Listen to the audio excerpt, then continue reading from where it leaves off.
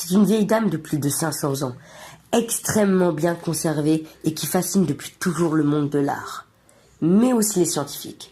Derrière sa vitre au musée du Louvre, la Joconde suit du regard les foules, souriant d'un air énigmatique, sans rien révéler de sa vraie identité.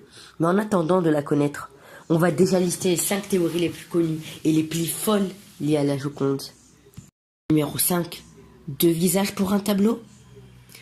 Après une recherche extrêmement longue, mêlant méthodes historiques les plus avancées des techniques, nous avons finalement percé un mystère, l'identité de la Joconde. Il y a preuve irréfutable de cela, grâce au passage à l'infrarouge de la première couche de la Joconde, qui est au Louvre, explique la spécialiste. Sur cette première couche de peinture, elle ne sourit pas, elle n'est pas joyeuse, elle semble mélancolique, triste. Les chercheurs ont superposé tous les détails des peintures de Léonard de Vinci et n'ont pas trouvé que les détails de Mona Lisa. D'après vous, qui a-t-il utilisé d'autres comme modèle? Je vous laisse vous exprimer en commentaire. Numéro 4. Une chinoise sous le visage de la Joconde. Bon, même moi je trouve que cette théorie est un petit peu abusée. Mais bon, je voulais quand même en parler. Angelo Paratico, qui se dit historien, affirme avoir passé 2 ans à rassembler des documents étayant sa thèse surprenante. Le génie de la Renaissance aurait été enfanté par Catrina, esclave de l'un de ses amis de son père. C'est également cette femme qui serait représentée sous les traits de Mona Lisa, a assuré l'Italien au journal South China Morning Post, se disant sûr jusqu'à un certain point de sa théorie. D'ailleurs, a-t-il affirmé au quotidien de Hong Kong, derrière Mona Lisa, on voit un paysage chinois et on voit un visage d'une chinoise. Numéro 3. La Joconde serait un extraterrestre. Là, ça part vraiment très loin. Mais bon, je trouve qu'il fallait quand même parler de ça. Selon Scott Waring, ufologue américain et blogueur reconnu dans le milieu, Léonard de Vinci aurait caché des messages secrets concernant les extraterrestres dans ses œuvres. Et la plus grande preuve de l'existence, une entité autre que terrienne se trouverait dans la Joconde.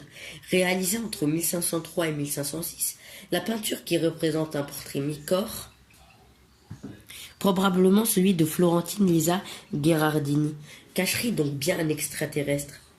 Et pas n'importe lequel, affirme Scott Waring. Il s'agit ni plus ni moins d'un haut prêtre aux origines inconnues. Pour réussir à prouver ses dires, l'ufologue amateur a ainsi mis de côté 2 images de la Joconde avant de retoucher les couleurs de ces dernières. En accentuant la luminosité et en faisant ressortir certaines palettes, il arrive donc à un résultat étonnant. Si nous réfléchissons et que nous la joignons à l'image originale, nous pourrons commencer à voir que le peintre a en effet caché une mystérieuse silhouette dans cette peinture iconique. Toujours selon notre homme, il s'agit là d'une preuve possible d'une forme de vie extraterrestre. Numéro 2. Les yeux qui dévoilent tout.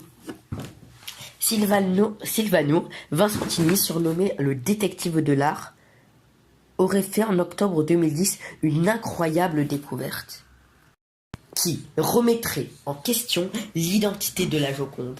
À l'aide d'une loupe et en observant minutieusement le portrait, il aperçut dans l'iris des yeux de Mona Lisa des symboles dans l'œil droit. Figure un S, tandis que dans l'œil gauche, un L est visible. Des lettres dans les yeux de la Joconde, qui surprennent. Numéro 1. Du yaoi dans la Joconde. Bon, là, je rigole, le titre n'explique pas tout. C'est aussi la théorie la plus longue de ce top. Enfin, c'est pas trop un top, mais bon. Donc, numéro 1. Le disciple de Léonard de Vinci. Des chercheurs italiens spécialisés dans la levée des mystères artistiques ont affirmé mercredi qu'un jeune homme avait servi de modèle à Léonard de Vinci pour la Joconde. Une thèse qui laisse sceptiques les experts du Louvre. Silvano Vincenti, président du comité national pour la valorisation des biens historiques, a assuré devant la presse étrangère à Rome qu'un jeune assistant du génie de la Renaissance, appelé Salai, fut le modèle du célèbre portrait de Mona Lisa. Salai, de son vrai nom Giacomo Caprotti, entré au service de l'artiste à 16 ans et resté 25 ans à ses côtés.